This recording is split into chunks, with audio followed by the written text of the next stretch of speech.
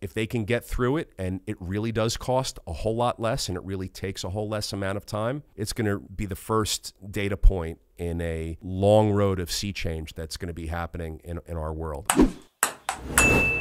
The first 3D printed community, 100 homes outside of Austin, Texas, I did hear about that. is coming out of the ground. So it's a partnership between Lennar Homes and Icon. Lennar Homes, the big home developer in the United States, and Icon's providing the 3D printing technology. And it's going to be the first real litmus test of the viability of 3D printed homes. Will people buy them?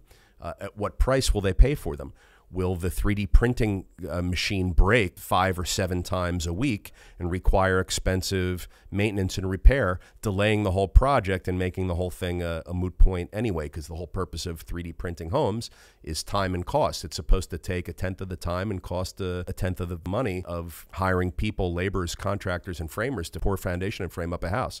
So it's going to be the first real test. These guys have put money into it. They've invested. They're saying, look, we're going to invest. We're going to roll the dice. It's going to be a 100-home community. I mean, that's not a small community. That's a pretty large community of people. If they can get through it, and it really does cost a whole lot less and it really takes a whole less amount of time, it's going to be the first data point in a long road of sea change that's going to be happening in our world.